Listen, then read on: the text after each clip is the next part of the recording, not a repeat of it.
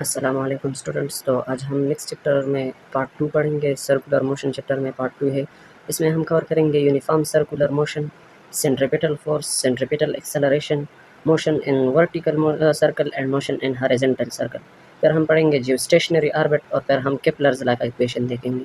ये टॉपिक्स हम इस लेक्चर में कवर करेंगे। तो पहले टॉपिक की तरफ बढ़ते हैं जो कि है uniform circular motion. Uniform circular motion की हम डिफिनीशन की बात करें तो इसमें वो मोशन ये होता है, यूनिफॉर्म सर्कुलर मोशन वो मोशन होता है जिसमें एंगुलर वेलोसिटी यानी ओमेगा कांस्टेंट होती है, बॉडी कांस्टेंट एंगुलर वेलोसिटी के साथ मूव कर रही होती है। उसकी मैग्नीट्यूड जो होती है, मैग्नीट्यूड ऑफ लीनियर वेलोसिटी भी कांस्टेंट होती है। यानी सर्कल में मूव करते हैं तो ऑब्वियसली डायरेक्शन तो चेंज होती रहती है लीनियर वेलोसिटी की, लेकिन मैग्नीट्यूड उसकी कांस्टेंट रहती है। तीसरी, टेंजेंशियल एक्सेलरेशन उसकी जीरो होती है। जब magnitude of linear velocity constant होती है तो tangential acceleration of course zero होती है। ये हम पढ़ेंगे डिटेल में आगे।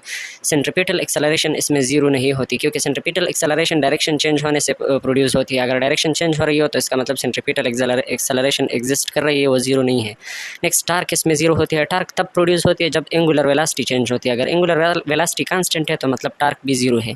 एंगुलर मोमेंटम इसमें कांस्टेंट रहती है, यानी जो एक्सियल क्वांटिटीज़ है वो मोस्टली कांस्टेंट रहती है। ये लीनियर मोमेंटम जो होता है वो वेरी करती है। लीनियर मोमेंटम तो डायरेक्शन पे डिपेंड करती है। अगर डायरेक्शन वेरी कर रहा है तो लीनियर मोमेंटम वेरी करेगा ज़रूर। काइनेटिक एनर्जी भी इसमें कांस्टेंट होती है, क्योंकि काइनेटिक एनर्जी डिपेंड करती है लीनियर वेलोसिटी के मैग्नीट्यूड पे। ये स्केलर है, ये डायरेक्शन पे तो डिपेंड करती नहीं है। सर्कुलर मोशन में मैग्नीट्यूड तो लीनियर वेलोसिटी का कांस्टेंट रहता है, यूनिफॉर्म सर्कुलर मोशन में तो काइनेटिक एनर्जी भी कांस्टेंट रहेगी। ये एमसीक्यूज़ के लिए बहुत अहम पॉइंट्स हैं। इनसे आपसे कोई भी एमसीक्यूज़ में आ सकता है कि आपको पूछ सकता है कि in uniform circular motion which of the following remains constant, या which of the following is not equal to zero, या which of the following is equal to zero. तो ये आप लाजमी नोट कर लीजिए। नेक्स्ट हम सेंट्रीपिटल फोर्स की डिफिनीशन पे जाएंगे। तो सेंट्रीपिटल फोर्स वो फोर्स होता है जो एक बॉडी को सर्कुलर पाथ में मूव करने पे मजबूर करती है। A force which compels a body to move in a circle. Centripetal force की डायरेक्शन हमेशा सर्कल की तरफ होती है, टेंजेंशियल वेलोसिटी के परपेंडिकुलर होती है। टेंजेंशियल वेलोसिटी चूँकि रेडियस के परपेंडिकुलर होती है तो ये अलॉन्ग द रेडियस होता है, टुवर्ड्स द सेंटर होता है, इसलिए ये दोनों एक दूसरे के परपेंडिकुलर हो जाते हैं। सेंट्रीपिटल फोर्स के फार्मूलाज देखें तो centripetal force is equal to mv² divide by R. V linear velocity है, R radius of circle, M mass of body है, जो बॉडी मूव कर रही है सर्कुलर पाथ में। In terms of angular velocity देखें तो centripetal force is equal to M R omega square. Omega जो है ये एंगुलर वेलोसिटी है। ओमेगा के बजाय हम ओमेगा की वैल्यू 2 पाई एफ पुट करें तो ये वैल्यू बन जाती है M R 4 pi square into F square. इसी तरह ये एफ के बजाय हम एफ बाई टी स्क्वायर भी लिख सकते हैं। In terms of kinetic energy define करें तो centripetal force is equal to 2 into kinetic energy divide by R बन जाता है। In terms of momentum define करें हम इसे तो इसका इक्वेशन दो बन जाते हैं। एक इक्वेशन है p² divide by R M बन जाता है, और एक इक्वेशन बनता है centripetal force is equal to pv divide by 2r। p जो है ये वही मोमेंटम है और v वेलोसिटी है, लीनियर वेलोसिटी। तो ये इक्वेशन से आपको क्वेश्चन आ सकते हैं। इन इक्वेशन से किसी भी चीज़ की वैल्यू आपको दी हुई होती है और आपको सेंट्रीपिटल फोर्स फाइंड आउट करने होते हैं तो ये सारे फार्मूलाज आपके लिए हेल्पफुल रहेंगे। आप इन सबको याद कर लीजिए, प्रैक्टिस करते रहिए इन पर।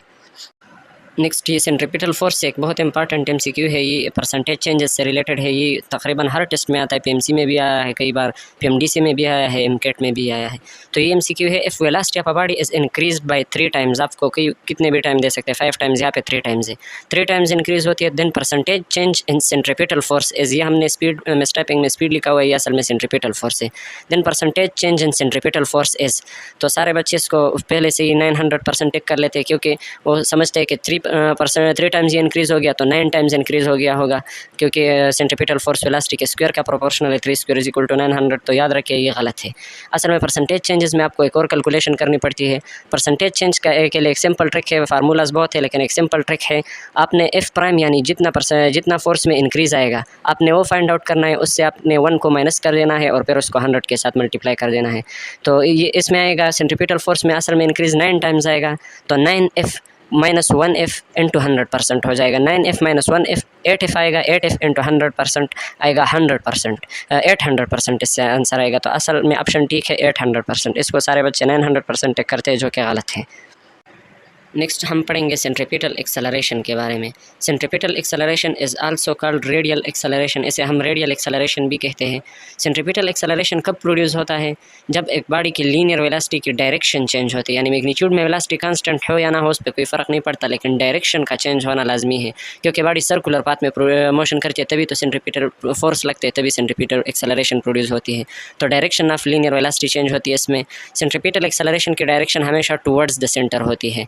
फार्मूलाज़ की बात करें इसके हम, तो फार्मूला इसके लिए है AC यानी centripetal acceleration is equal to V square divide by R। V जो है ये लीनियर वेलोसिटी है, इसको हम R ओमेगा स्क्वायर भी लिख सकते हैं। ओमेगा एंगुलर वेलोसिटी है, एंगुलर वेलोसिटी की वैल्यूज़ हम पुट करें तो इसको हम 2 pi F whole square into R भी लिख सकते हैं, या 2 pi by T whole square into R भी लिख सकते हैं।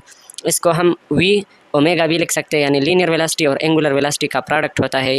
एंगुलर वेलोसिटी के अगेन हम फार्मूलाज पुट करें तो इसको हम 2 पाई F इंटू V भी लिख सकते हैं और 4 पाई F इंटू V भी लिख सकते हैं। नेक्स्ट हम सर्कुलर मोशन में, यानी बॉडी एक सर्कल में मोशन करती है तो उसके लिए फार्मूलाज देखते हैं। टेंशन और सेंट्रीपिटल यानी टेंशन यानी सेंट्रीपिटल फोर्स और लीनियर वेलोसिटीज़ के फार्मूलाज उनके लिए देखते हैं। तो सर्कल में 2 टाइप्स ऑफ सर्कल में बॉडी मूव कर सकती है। एक तो कर सकती है हॉरिजॉन्टल सर्कल में। हॉरिजॉन्टल सर्कल में वही फार्मूलाज सारे होते हैं हर पॉइंट्स पे जो हमने अभी पढ़े हैं, यानी टेंशन हर पॉइंट पे FC। टेंशन हम तब कहते हैं जब सेंट्रीपिटल फोर्स असल में स्ट्रिंग की थ्रू से एक्ट कर रही होती है, तो फिर हम इसे टेंशन भी कहते हैं और सेंट्रीपिटल फोर्स भी कहते हैं। तो इसके लिए हर पॉइंट पे फार्मूला यही आएगा। आप सर्कल के सर्कमफेरेंस पे कोई भी पॉइंट लिख ले, फार्मूला आएगा FC is equal to mv square divide by R। इसी तरह वेलोसिटी का हर पॉइंट पे फार्मूला आएगा V is equal to under root TR डिवाइड बाई M। T टेंशन है, अच्छा ये याद रख लें। नेक्स्ट वर्टिकल सर्कल होती है, ये हॉरिजॉन्टल सर्कल की हमने बात की। वर्टिकल सर्कल में मुख्तलिफ पॉइंट्स पे वेलोसिटी और फोर्स की इक्वेशंस मुख्तलिफ होती है। वो अब हम सर्कल लिया हुआ है, इस पर हमने 4 पॉइंट्स मार्क किए हुए A B C and D। अब इन सारे चारों पॉइंट्स पे हम वेलोसिटी और टेंशन के फार्मूलाज देखेंगे। तो वेलोसिटी के लिए जनरल एक इक्वेशन है वेलोसिटी के फार्मूलाज के लिए, V is equal to under root 3GR minus 2GR into cos theta whole इस पे अंडर रूट है, ठीक है। नेक्स्ट टेंशन के लिए एक जनरल इक्वेशन है, tension is equal to centripetal force minus mg cos theta, यानी मैक्सिमम फोर्स सेंट्रीपिटल जो एक्ट कर सकती है इस सर्कल में, उससे mg माइनस काज थीटा आपने करना है। इन फार्मूलाज के हेल्प से हम ये चारों पॉइंट पे डिस्कस कर लेते हैं कि वेलोसिटी की क्या इक्वेशन बन जाएगी और टेंशन की क्या इक्वेशन बन जाएगी। तो सबसे पहले हम पॉइंट ए पे देखते हैं। पॉइंट ए पे हम थीटा को 270 डिग्री कंसिडर करते हैं। 270 डिग्री थीटा की वैल्यू हम दोनों इक्वेशंस में पुट करेंगे तो टेंशन की वैल्यू आएगी T is equal to mv square divide by R। Velocity की वैल्यू आएगी V is equal to minus 3GR, ये आएगी। पॉइंट 2 जो है ये पॉइंट बी पे हम थीटा 0 डिग्री कंसिडर कर रहे होते हैं, यहाँ से मोशन स्टार्ट होती है। तो इस पॉइंट पे टेंशन की value mv square divide by R minus mg आएगी। वेलोसिटी की value V is equal to under root 2GR आएगी, V is equal to under root 2GR। यानी ये पॉइंट बी जो है इस पे टेंशन भी मिनिमम होती है, टेंशन यानी सेंट्रीपिटल फोर्स इस पे भी मिनिमम होती है और इस पे वेलोसिटी की वैल्यू भी मिनिमम होती है। जो अपर पॉइंट होता है ये हमने पॉइंट बी मार्क किया हुआ है, इस पे ये होता है। नेक्स्ट पॉइंट सी पे हम डिस्कस कर ले, तो पॉइंट सी पे थीटा हम 90 डिग्री कंसिडर कर रहे होते हैं। पॉइंट सी और पॉइंट ए के लिए इक्वेशन सेम ही है, दोनों पे एक जैसे होते हैं। T is equal to mv square divide by R और V की value V is equal to under root 3GR होती है। नेक्स्ट पॉइंट डी पे हम डिस्कस करते हैं। पॉइंट डी पे टेंशन की वैल्यू मैक्सिमम होती है। मिनिमम कब हुई थी? जब mv स्क्वायर माइनस mg आई थी। मैक्सिमम कब होगी? जब mv स्क्वायर प्लस mg इस पे वैल्यू टेंशन की आ जाती है। वेलोसिटी की वैल्यू भी इस पे मैक्सिमम आ जाती है, अंडर रूट 5 इंटू GR आती है। तो डी पॉइंट पे दोनों की वैल्यूज़ मैक्सिमम होगी और बी पॉइंट पे दोनों की वैल्यूज़ मिनिमम होगी। MCQs में बार बार ये क्वेश्चन आते हैं कि eight which point velocity is maximum, eight which point tension is maximum. तो ये आपने ज़रूर याद करना है। ये वर्टिकल सर्कुलर मोशन जो ये पार्टिकुलरली बहुत इंपॉर्टेंट है PMC में MCQs के लिए। नेक्स्ट हम जियोस्टेशनरी ऑर्बिट के बारे में पढ़ेंगे। A circular orbit above equators of earth at which orbital satellites speed is equal to the earth rotation period. यानी अर्थ अपने जो सेल्फ रोटेशन है, स्पिनिंग मोशन हम उसे कहते हैं, वो 23 आवर्स 56 मिनट्स में कंप्लीट करती है। तो एक ऐसा सैटेलाइट जो कि अर्थ के इर्द गिर्द घूम रही है और वो उसकी ऑर्बिटल स्पीड यानी वो भी इसी स्पीड से अपनी एक ऑर्बिट कंप्लीट करती है 23 आवर्स 56 मिनट में। या हमने 56 आवर्स लिखा हुआ है, इसको आप टिक करेंगे, मिनट्स करेंगे। तो 23 आवर्स 56 मिनट में एक ऑर्बिटल मोशन है वो कंप्लीट करती है। ये orbit with respect to earth, ये सैटेलाइट जो होती है ये रेस्ट में नजर आती है, इसलिए हम जियोस्टेशनरी ऑर्बिट इसे कहते हैं। अर्थ के लिए इस ऑर्बिट की value 4.23 into 10 to the power 4 kilometre के बराबर होते हैं। यानी अर्थ से इतने रेडियस पे सैटेलाइट आएगी तो उसकी जो है वो से हम जियोस्टेशनरी ऑर्बिट कहेंगे। उसके रोटेशन की पीरियड भी 23 आवर्स 56 मिनट हो जाएगी। नेक्स्ट केपलर्स लॉ है। केपलर्स लॉ से PMC में बार बार MCQs आते थे। ये टॉपिक डायरेक्टली तो इन्वॉल्व नहीं है हमारे सिलेबस में, इससे ये रिलेशन आप याद कर लें कि R³ is directly proportional to T²। बाकी केपलर लॉ रेडियस के लिए जो इक्वेशन देती है वो ये है कि GMT² divide by 4 pi whole 1 by 3 power. तो ये इसके लिए इक्वेशन है केपलर लॉ के लिए, ये आप याद कर ले, इससे MCQs आते हैं अक्सर। Thanks for watching. इंशाल्लाह नेक्स्ट वीडियो जल्द आपके पास ले आएंगे, उसमें हम एंगुलर मोमेंटम के टॉपिक पे पढ़ेंगे, मोमेंट ऑफ इनर्शिया पढ़ेंगे और इस चैप्टर को हम इंशाल्लाह कंप्लीट कर लेंगे।